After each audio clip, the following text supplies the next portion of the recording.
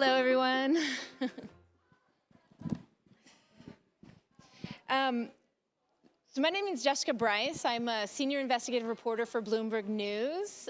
Thanks for everyone coming out with us. I have some really great guests, a really great topic that I'm interested in, and I'm excited to be, here talking about. So the title of this panel is Leveraging Technology for Humanity's Progress, right? Let me give a quick introduction to the folks that we have here with me. First, we have Carlos, who is the founder, chairman, CEO of WiseKey. Do you want to give us a quick summary of what WiseKey is and what they're up to?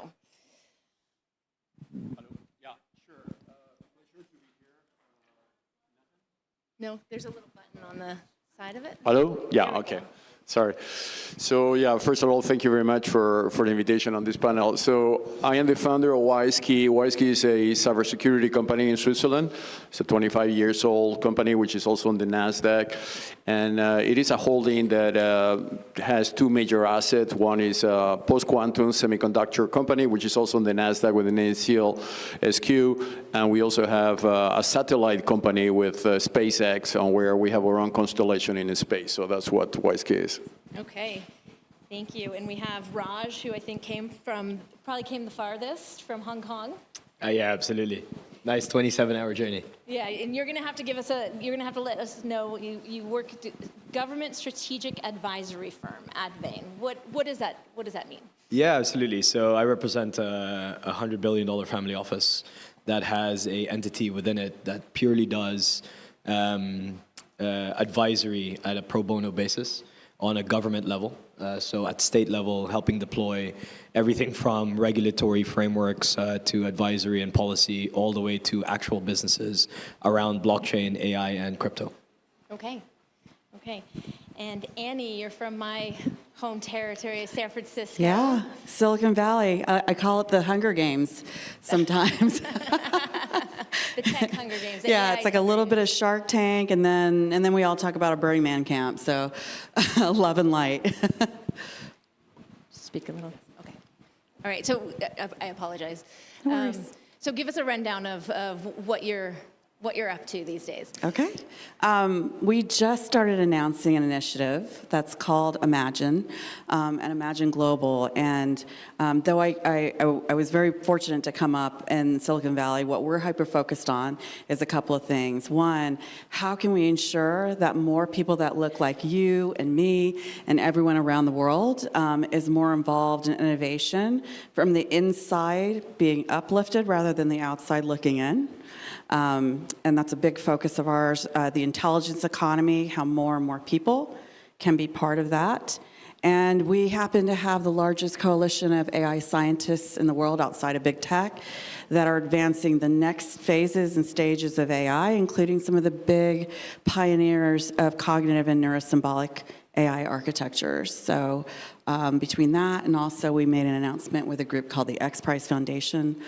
These are some of the biggest innovators in the world. So we came to really, really look at how can we come together with the world.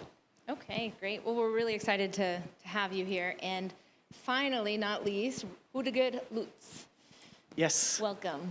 Thank you very much. So you're the managing director of Porsche Consulting. You're also living here in Brazil, and you've been here 17 years, you said? Yes. Tell us a bit about that. All right. No, I'm the managing director of Porsche Consulting, responsible here for Brazil and the Latin American market. And Porsche Consulting is a strategic consulting company of the Porsche Group. So we are 100% part of the car manufacturer. And our purpose is that Porsche is globally still a company known for its efficiency, productivity, and customization of the product.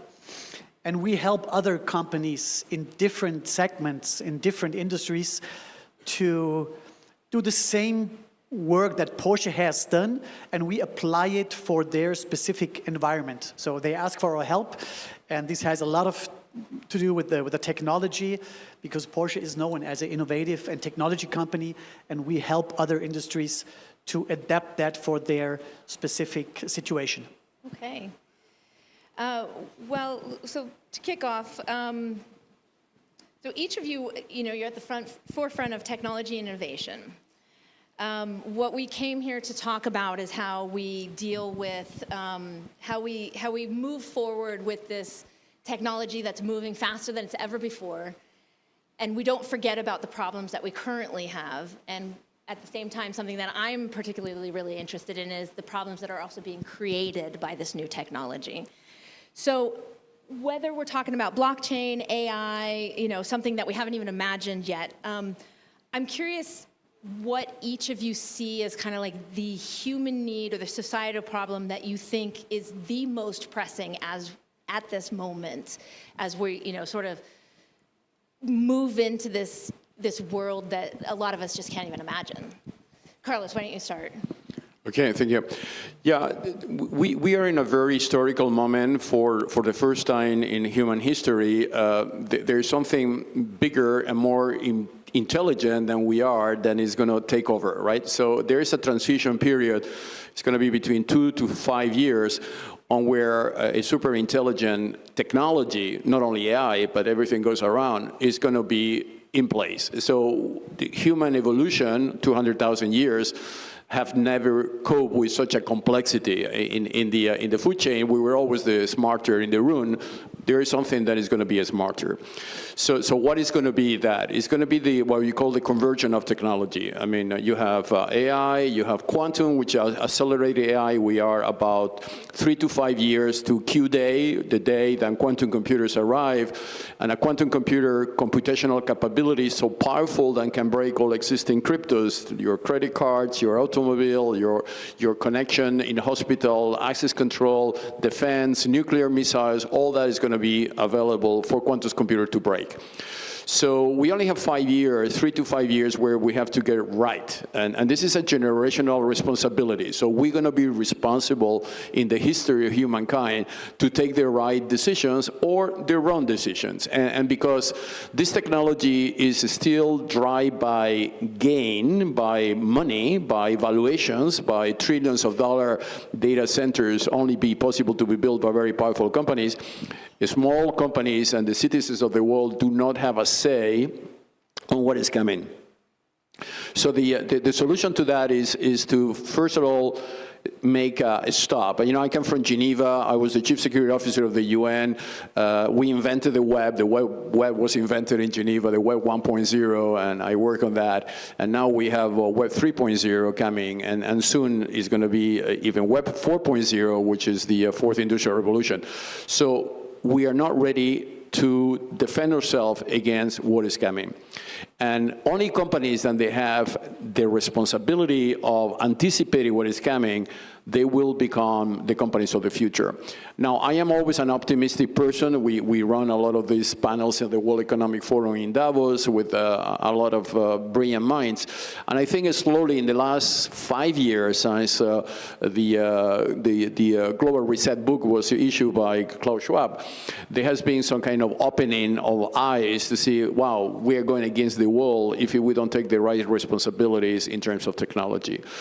We can discuss later in the panel what are the technologies that they are essential that we solve, because there are priorities on it. But just to put in everybody's mind that we have very short time, that this is something very serious, and this is something that basically could make the humankind basically a super species. We could become the dog in the room having a master on the top of us. Yeah, that's really interesting. Annie, you spend a lot of time thinking about how we, make sure that this technology is available to everyone, basically. Can you, what sort of challenge is that? I mean, what are the challenges in making sure that everyone has access to this? Well, I think, and Raj and we were talking about this earlier, that, if you look at technology and how innovation kind of has happened over the last few decades, one of the things, and I was joking in some ways, having come out of Silicon Valley, I actually left for a while. I've been fortunate to work with some big pioneers of a lot of the different technologies and some of the well-known futurists. And I've worked across 6 continents, and my family comes from the global South. And when you get outside, it's tough enough in Silicon Valley. I'm not kidding about the Shark Tank stuff, but also the lovely, amazing, people that are very conscious. And you get outside of that world and you see there's a lot of predatory VC. There's not enough ecosystems for innovation. What we're seeing most of the time is copycat disruption, right? And this is what I mean with people looking from the outside looking in. And when it comes to AI, with what I've been sharing, and there's a number of us now sharing this, including some of the best known scientists in the world, it's that right now, a lot of what we see in AI that most of the public sees, it's coming, and most of the funding is coming from one region in the world, one or two. That's a problem. That's a huge problem. And I get asked, hey, what's the magic of Silicon Valley? The magic is that we are a melting pot, right? It's really people from all over the world come together. And yes, there happens to be a lot of money there.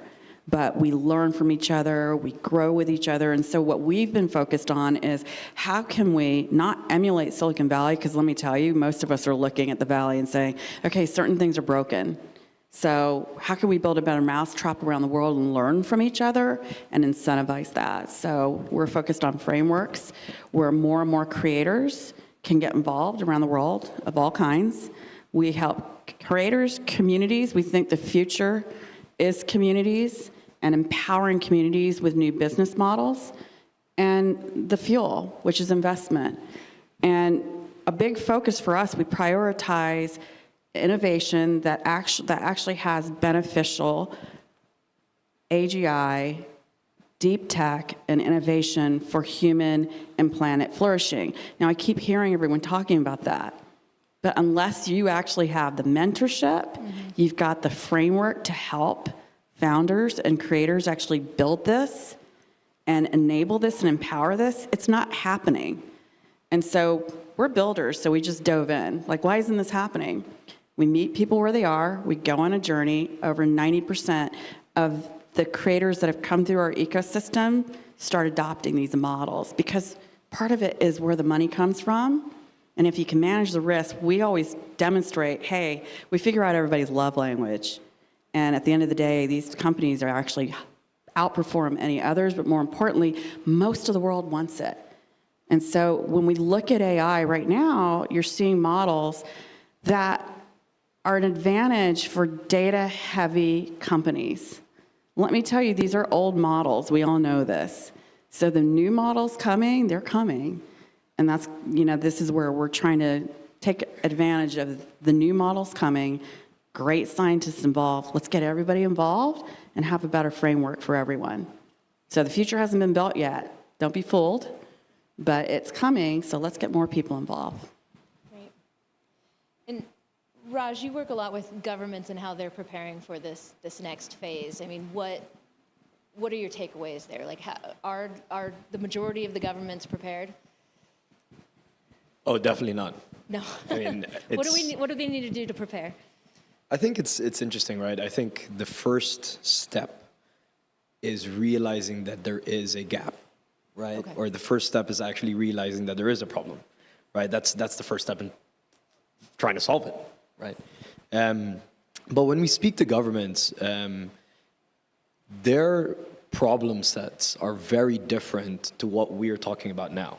The problem set of, I'll give you an example, the Philippine government is not that, all of our citizens are going to be using AI and they're not going to know what's the difference between real or AI-generated content. That's not their problem set. Their problem set is still the same problem set they had 30 years ago. It is, how do I get employment up? It's how do I lift a third of my population out of poverty, right? It's how do I put food on the table for the widest voting base possible, right? And actually, what we tell them is that by embracing certain technologies, that they can then leapfrog and not have to build or spend capital on building physical infrastructure, right? And you can leverage some of these newer technologies that can actually then benefit the problem statements that they have as a government, right?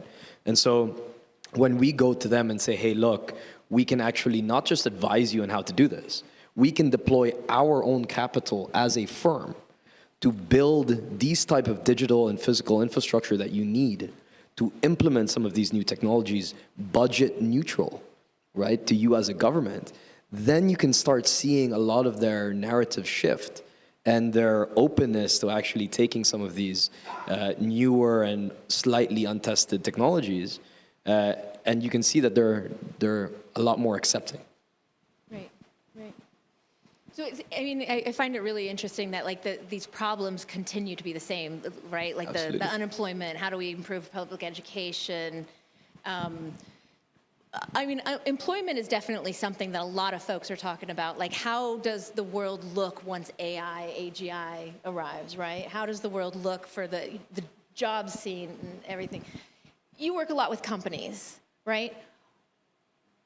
How are companies, you know, how should companies be preparing? How are companies preparing for this?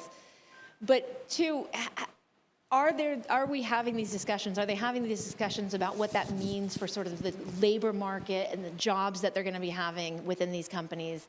And that affects consumption too, right? That affects the consumers that these companies have.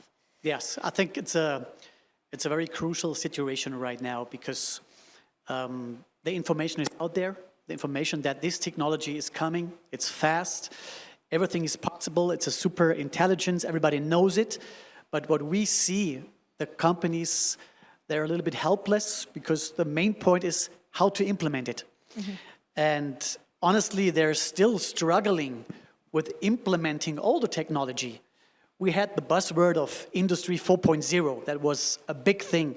And I would say 80% of the companies in this region, Latin America, they're still far away from that level. They're still at 1.0, 1.5. And now comes the next wave with artificial intelligence and then the quantum computing. So what they are searching right now is support how to implement it step by step, because you have to stay competitive. I think this is a challenge for all the companies all over the world, but they don't have the sources. The sources that they have, the resources are not limitless. So you really have to be conscious about what you spend.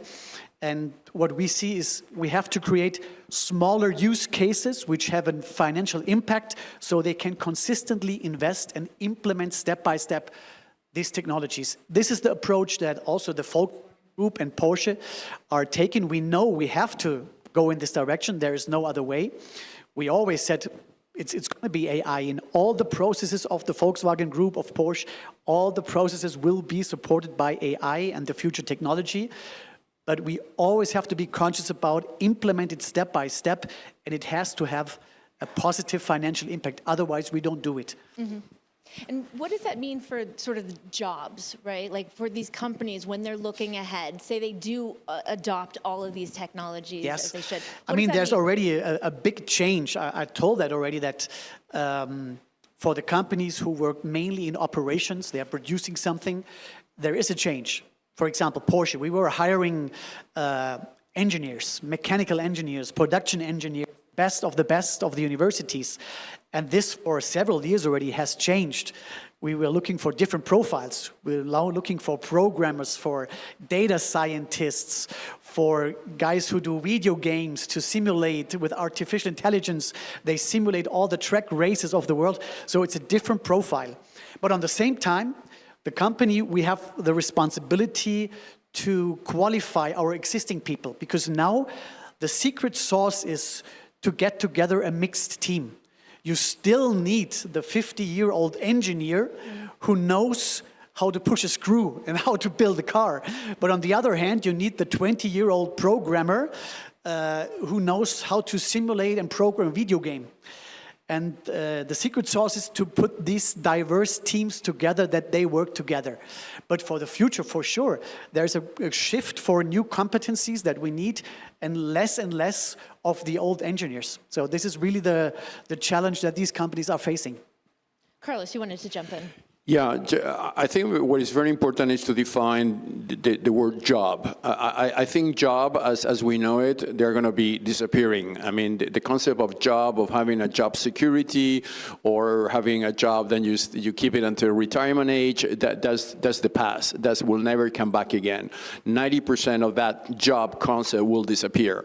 But it is replaced by something which is the advantage of this technology, which is the molecularization of jobs. Out of a job, you might be good in one or two or three things, not necessarily in everything. You might be an economist, but you are maybe only good in econometrics or in projecting stock pricing. So that molecularization is what we call task. And what is going to happen is that you're going to replace a job by task capability. And the beauty of that is that in jobs, you only have one employer. In task, you have the world available to you. And this is where AI is going to accelerate. The capability of selling your task many, many times around the world without the need to have a company or even have a person supervising you. In Switzerland, we are already creating an AI by legislation, and this has already happened, we already did twice, can create a company. An AI algorithm creates a company, goes to the Registry of Commerce and creates a company. And the AI becomes the CEO of the company that he created or it created. And that, this CEO, which is an algorithm, define the task this company needs to execute and recruit experts from flesh experts to help that algorithm to complement its mission statement of the company. So this is the future. The future is where tasks, the only jobs that they will become permanent job are electricians and plumbers, because somebody has to do at the end of the day, although robots might replace that as well. But the concept of task is where if you have kids, train them on tasks. Tell them, be good in one or two, three things maximum, and don't diversify too much, because diversification is going to be the solution. It's going to be a specialization and being able to sell those tasks. As a lawyer will sell the lawyer capability endlessly, but the same thing will happen in the fourth industrial revolution. Okay. Yeah, absolutely. So I do want to say something here. How many people are married, first of all? And how many people, think back to before you got married, would have considered marrying an AI today? How many people? So no hands are up, by the way. It's too late for me. And did you know today, as of this summer, Gen Z, who is our future, over 80% are saying, I will marry an AI. Over 83% are saying, I've had a deep emotional connection to an AI already. And we know these are, and I love that, we're talking about CEOs and all these things. These architectures are still, they're not, over what? Between 80 to 95% of the current AI models are failing in the enterprise because the architectures are still not there. And over 300% of dating leveraging AI has it's gone up over 300%. And today, 16% of singles are in an AI relationship. 16%. So the future is unfolding rapidly. It's faster than we can even fathom. Is this the future we want? Right? Over 85% of people around the world are saying innovation doesn't benefit people like me, only rich people, right? Over 72% of people are saying slow this down. So if we're saying that innovation is for humanity, and I deeply believe it does, then why aren't we listening to more of humanity, and why isn't more of humanity involved? And so that's, right? So it is going to take, there are so many amazing people here at Horasis. This is our future, right? This is our future to build together. And that is why I believe so many innovators are coming together. It's not just our group, there are a lot. And governments who don't know what to do. and enterprise leaders, by the way, who don't know what to do. We talk to a lot of people, and it's going to take many of us coming together, and I've said this to Frank. So everyone that's in this room and part of this community has an incredible platform. And so I hope we can come together to build the future we all want to create, right? Annie, let me just come in with a follow-up question. I'm curious of how do you build these communities in various locations in the world, especially the global south, when there's already such an educational gap, right? Where we're already, struggling, as Rüdiger said, to even adopt the older technologies that Europe and China and the US have had, functioning for so long. We're still working down here to get some of these technologies going. How do you address that? Well, I actually think there's a huge opportunity. Africa, the global south. Look at some of the countries. 3 decades ago, would anyone have predicted that India and China would be where they are from an innovation perspective, right? And so part of what we've been testing, even with the EU, by the way, even though that's not the global south, we've been testing how quickly we can help mentor people and uplift people to a level where they're part of the team, they're part of creating. You don't have to just be a programmer anymore. So we have people from Honduras that are key people that are part of our team. One of our joint venture partnerships I want to mention, not only XPRIZE, but Singularity. There's a number of Singularity Net folks here, and my dear friend, Dr. Ben Gertzel, he's brilliant pioneering AI scientist, has been training people in Ethiopia. I can't tell you how long. They're now teaching people in India. They're experts at certain levels of AI. So it's possible. So for us at Imagine, we've been testing, can we have hubs where, people are creating companies, we're funding it, startup studios, innovation labs where you can have more of the world co-working together and innovating together, not, hey, take my technology and good luck and you can disrupt your country. It's no, let's create this together, because there's a lot of opportunity right now. And then community models we're about to test. We're certain that it's gonna work, because we're teaming up with a number of other communities to say, all right, now what are the challenges in society? Because, there are job losses we're already seeing happening. There's certain jobs going away. Over 85% of CS graduates can't get a job, by the way, right now. That was like the coveted major. So we believe that, especially in a post-AI world, as we continue moving faster with the convergence of technologies from blockchain, quantum, AI, we have to look at ourselves and society. So part of what we're bringing in with really amazing thought leaders is, can we learn more about ourselves? What's our purpose? What are the challenges in each of our different communities? Can we all come together? And we're testing community business models. It's possible, right? So if you arm people with the right tools and innovation, I think anything's possible. And so if I'm an artist or a filmmaker or a technologist, the lines will blur. That's what we're hoping. Well, I really appreciate your optimism, because I feel like a lot in the AI space right now, there's a lot of sort of doomsday predictors. So it's really nice to hear that there is a world in which that happens, that we hopefully can get there. Raj, looking at some of these problems that could be created, this idea that 85% of CS grads can't get a job, right? There are people who are predicting that that's going to be the case in all kinds of industries, right? So we're going to have a lot of mass unemployment. Not to mention all the other various problems that people are looking ahead and predicting. What are the risks that those problems start overshadowing sort of the other problems that we've been grappling with forever? And top of my mind is climate change. 5 years ago, that's what everybody was talking about, climate change. We have to solve this, we have to solve this. And it almost feels like we're in this world at this moment where so much has changed that climate change feels very like, oh, that's a very quaint problem. No one's really, we've given up on it almost.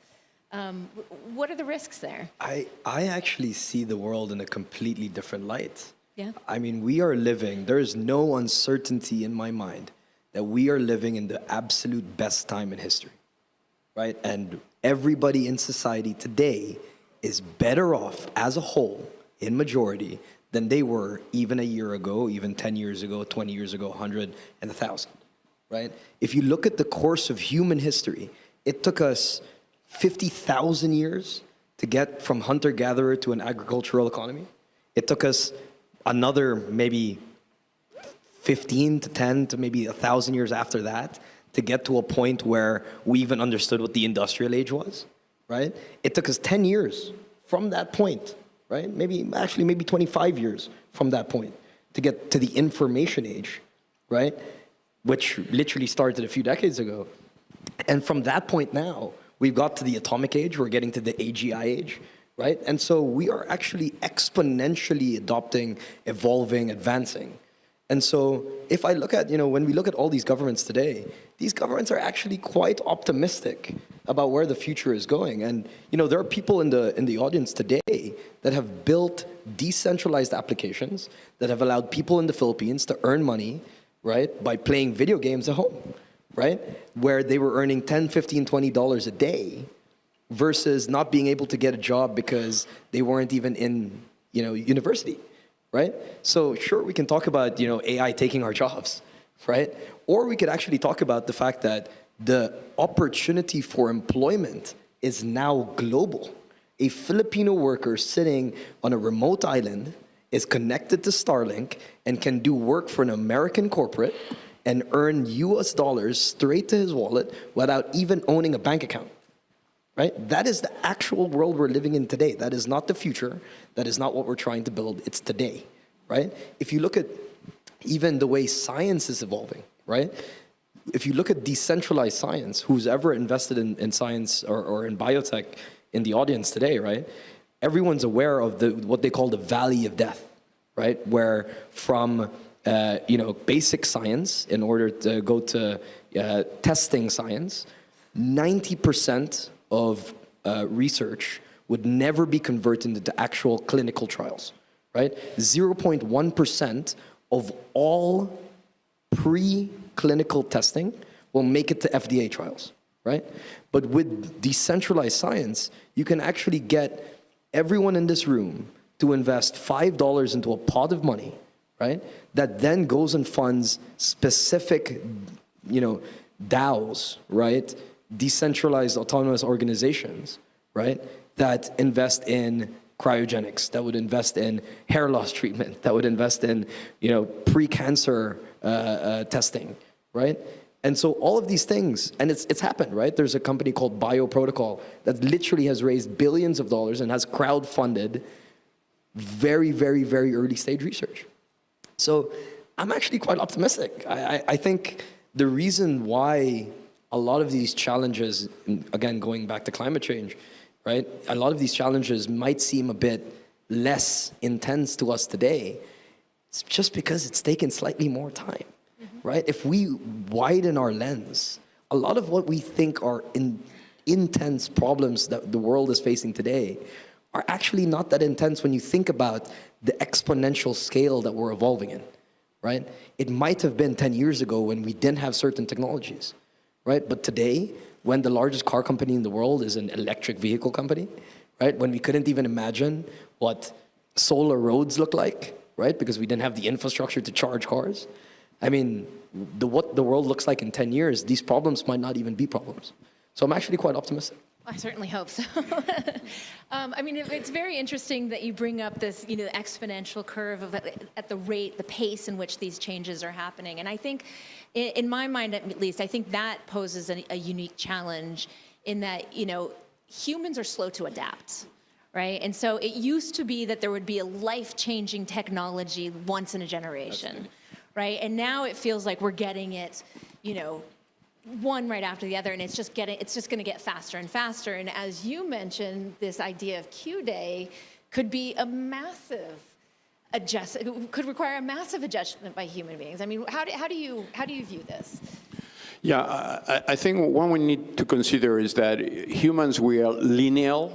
Technology is exponential. Right. So we'll always lose the battle with them.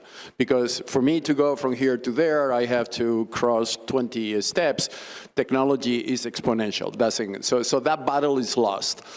So in the other side, humans is the most perfected technology ever created. It's not AI, it's not blockchain, it's not quantum, it's humans. The way we work, the way our brain works, the way our articulations work, the way we die, and actually, which is good because technology cannot be permanent. So technology should be inspired on the human and not the other way around. And if we put the human in the center of gravity of technology, and we create what I call the team human, then that creates a movement that could counter-attack the AI girlfriend movement that is coming, or boyfriend, right? Which we don't necessarily need it. It's a lot of people on Earth to do it. So, but this is a fight. This is a fight. This is something that, in one side, you have a $1 trillion industry, more than actually $20 trillion industry, creating that team. And the other industry is not organized. We don't have yet, maybe with the exception of Frank and our work in the World Economic Forum, and that was when we introduced the concept of human-centric approach on everything. We have not yet organized the team human. So the danger, as you say, is that because technology is exponential, we are within 5 years' time reaching what you call Q-Day. So Q-Day is Quantum Day, and companies like Rigetti, IonQ, D-Wave, CLSQ, which one of the companies that in my group, they are developing the next generation quantum computers. Quantum computer is based on physics. It's not anymore binary logic like 1 and 0, which is the logic has been dominant until now. In a quantum computer, 1 and 0 can be many different places. Therefore, it's impossible to locate, and therefore the computational capability of one quantum computer is equal to thousands, or if not millions, of supercomputers. Then they need super data centers and super amount of electricity. Quantum computer doesn't need that. So that's the reason companies like NVIDIA, at the beginning of the year, Jensen say, no, quantum computer is going to be in 30 years' time and not in 5 years' time. Then he changed his mind when Google came with Willow, and then Microsoft came also with another quantum core, and then he said, oh, no, by the way, this might be in the next 3 to 5 years. Obviously, he has a vested interest because once quantum computer arrives, NVIDIA GPUs will not be required anymore, so that will be disrupted overnight.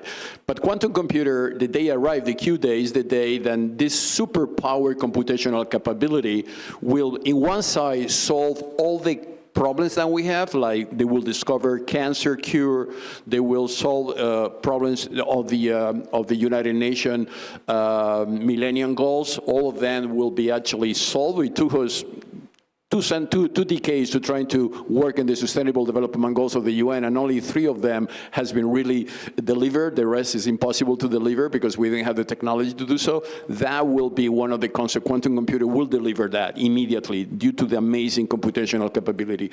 In the other side, quantum computer will break RSA, triple DES. It will break Bitcoin, so they will have the computational capability to exchange the private key. Bitcoin is based on a private and a public key. Quantum computer will duplicate the private key and then will issue as many Bitcoins as he wanted, and therefore will collapse the price of the coin. So those are the things happening in 5 years' time. And that's why I mentioned before, we have in a very unique opportunity because this urgency is there, and AI will also be boosted. Imagine the computational capabilities of quantum computing accelerating AI, so that we get into super intelligent or AGI, and therefore loss of control. So we need to build this team human. The team human has to be organized, and organized by people on the civil society, academia, stakeholders that they normally are not organized because they were kind of dispersed, needs to get together and create a defense. And they therefore, the only way, and this is maybe not a good conclusion, but it's a reality conclusion, the only way that you can really build that team human is by creating a $1 trillion company that it's defending those principles of human and not principles of the technology. We are in the other side, Googles of the world, Apples of the world, they are $4 or $5 trillion companies. We don't have anything in the other side. I talk with a lot of governments, including in the European Union, and I say, why don't we have a $1 trillion company in Europe? We are bigger. We have 450 million citizens. We have a lot of money. We are one of the richest economies in the world. Why we are not able to create $1 trillion company, whether in the United States you have 30 of them? So this is the missing link. The moment we learn how to develop an economy of a scale, then we'll create that team human values will be embedded in the technology, then humankind will succeed. I was, before we all came up to the stage, I was talking about how when you talk about this learning curve, I'm very early on this learning curve, and all when it comes to blockchain and quantum computing and all of that. I spend most of my time digging into things like gun smuggling and drugs and money laundering, and what I've found is, and law enforcement and government sources will tell me this, is that a lot of this new technology, unfortunately, the folks who are the most motivated and who have the most to benefit from are the bad actors, right? And it's how do we move money without people catching us, or how do we communicate without the dark web, yeah, all of this. And so you must be certainly, Rüdiger, you must be certainly dealing with this, the threat to companies that's just right around the corner, that's already happening, right, from this new technology. And what does that mean for the bigger, the bigger economy, the bigger markets for governments?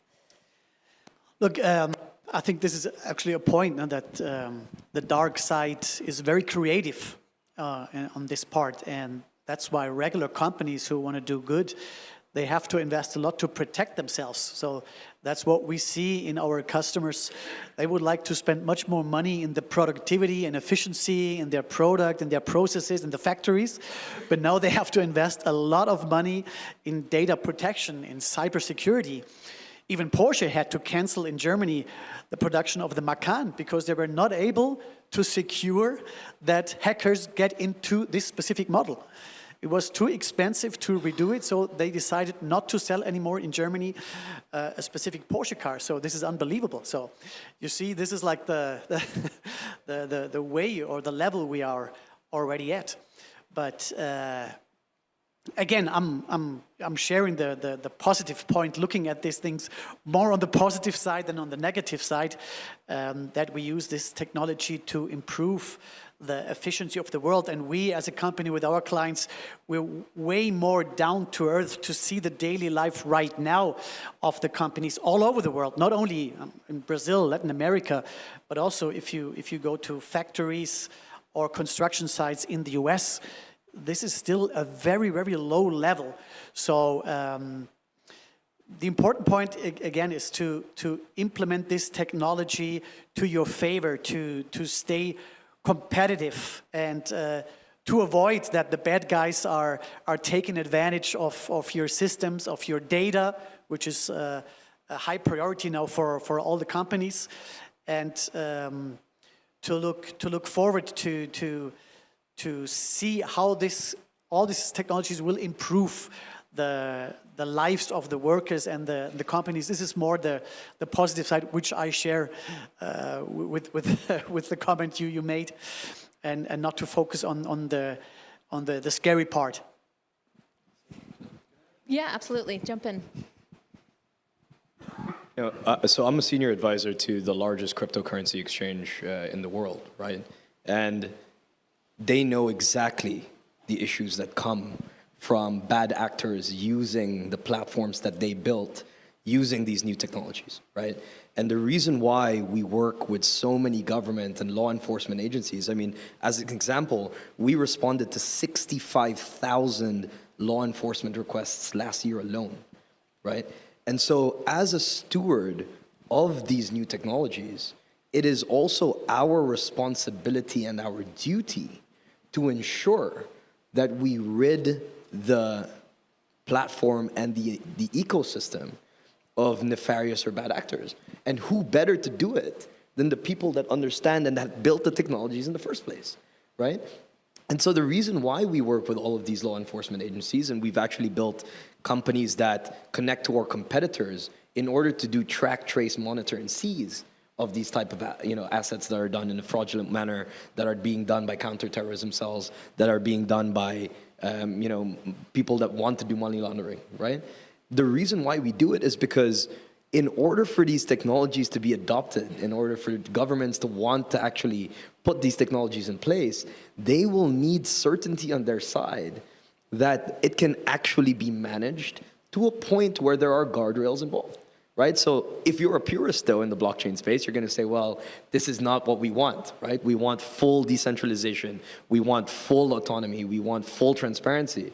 But actually, that's not what is actually realistic, and that's not what will take these technologies further, right? So even from that lens, on the other lens, that we operate in, we need to be the stewards of our own technologies that we're deploying, right? And if we're not, and we're not responsible, then actually we're going to stop these ecosystems from growing, right? And I think the reason why things like blockchain and crypto has managed to get to where it is because the people who are the stewards of this industry at the moment have decided that their target market are not the people who want to use this for bad reasons, right? Their target market are the overseas foreign workers that want to transfer money in the speed of 3 seconds for zero cost, right? And not the people who want to do it for nefarious reasons. So I agree with you wholeheartedly. So part of our team, some of them are here, have been part of the industry as well on the crypto side, but mostly the blockchain side. And I really love the focus on private data, public trust, and the promise of that. It's becoming more and more important when we're thinking of the world that we're in today and in the future, especially economic opportunities, but also when we're looking at some of the cybersecurity challenges. I will say this, the three-letter agencies in the US love blockchain, they love crypto because it's far easier to find the bad actors. And what I like to usually use as an example is this is an industry that's only been around a short period of time, right? A very, very small period of time. That's been one of the fastest growing industries in history, right? The fastest growing currency in history. And yet it's the community, the decentralized community that was calling out the bad actors very quickly. Whereas looking at kind of the traditional monetary system, it's very, very easy to hide quite a bit of the challenges from the normal industry and money laundering and so on.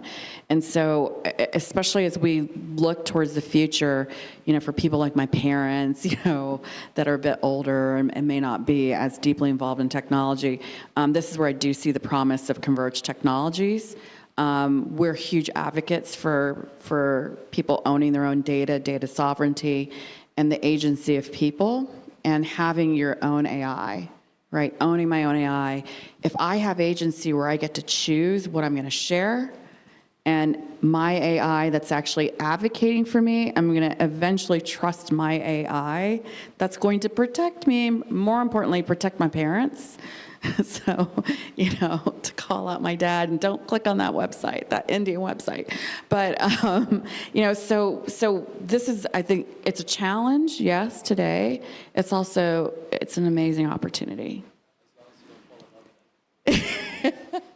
Well, I mean, speaking of falling in love with AI, I think we're probably right about the end of our session here. But I want to return to something you had said about this video gamer who is on an island somewhere, and he's able to find employment and everything, which is fantastic, right? There's a lot of these communities where they don't have local jobs and they don't have access to these higher paying skilled careers. But we're also entering a phase, or we've already entered a phase, where people, with the technology that's already out there, the iPhones and all of that, where people are feeling more disconnected than ever before, and relationships among people and in communities, are breaking down. And I think we're starting to see that reflected in a lot of sort of the politics that are playing out in the world right now. People are angry, people are upset, they're scared, they're lost. What does this mean, going forward, looking in the future? Like, what does that mean for, like, we're still, at our core, we're still humans and we value these relationships. I mean, how does the new technology address that problem? Love to hear from you, Raj. I think it's a great question, right? And I think the gentleman here was talking about finding a code of what it means to be human, right? And I think all of what we just talked about right now actually poses that same question, right? When we talk about leveraging technologies for humanity's progress, what does humanity look like in that world, right? If you look at today, when, we live in a generation where it's easier to replace than repair, right? And that's because of how fast technology has taken us, right? But to your point of connecting, the whole world, every corner of the world is connected, and we feel less connected than ever before, right? And so in this world where technology is booming, where the metaverse is starting to become real, where you can live, in these purely isolated instances and yet still be texting people, right? What does it mean to be human? What does it mean to actually connect with people? What does it mean to actually care about people, right? When given a choice between fight or flight, do you choose to fix? I think that all these questions are extremely important now. And it's, again, it's finding the team human, right, that he was talking about. I think there's a simple solution, right? I think we need to be using technologies to actually build more empathy, right? And I think a lot of technologies actually remove empathy from the world, right? It puts a wall between you and who you're talking to, right? It puts a wall between you and what's real and what's not real, but you still experiencing those things. You get emotion without having to deal with the difficulties, right? You get to marry your AI who's never going to argue with you, right? You get all the positive benefits of humanity without dealing with the negatives. And actually, it's the negatives that make us human, right? And so I think if we find technologies that help build empathy, I think we can still be going in the right direction. Just one point, because I think it's a very important point here, is what will happen in the next 10 years. I think we are, first of all, humans are very resilient. We are here from, Homo sapiens, 200,000 years. We solve a lot of problems, a lot of viruses, a lot of crises, a lot of wars, and we are still here, right? So we will be here for the years to come. I think we are in a kind of funny moment now on technology, because we are on this kind of eat as much as you can on digital technology. So we are getting digital fat, because it's so much available to us, and there has no rules. It's like you go put your kids and eat as many sugar bonbons as they wanted. Obviously, you have to educate. So we are in a phase of education. Education only happens through some kind of regulation, universities and others, but also in the families. Now, for instance, I have a lot of friends that do not let their kids anymore more than 2 hours with mobile phones, or companies that they are giving now time, but you cannot do whatever you want on technology. You have to do other things. You have to go back again to meetings that totally were disrupted. So we are correcting the mistakes we made in the past. And because we are resilient and we are smart and we are team human, I'm sure we're going to be able to get the technology, the benefit of technology, without corrupt ourselves. Technology is not good or bad. It's the use of technology. It's the human behind it. Technology is like fire. It can burn your house, or it can warm your house, depending what you do with it, right? So it's all about responsibility as a humans, that we want to use technology. We don't want to eat as much as we can because we don't need it. We want to teach how to use technology and be more efficient on technology. And I'm sure in 10 years' time, we will be prevailing. Now, the big danger now, by the way, is 8 billion robots, they are coming. 8 billion robots. So that means that you're going to have a robot at home, you're going to get in love with that robot eventually. And again, somebody will have to teach you not to get in love with the robot, right? That there's also other ways to live your life. So it's all about responsibility. It's all about creating the notion that being human is a value, is an amazing thing, is something which is the best technology in the world ever being created. And if we defend those values, we will be able to survive. Hey, well, thank you. Thank you for everyone coming out to hear us, and thank you all for joining us.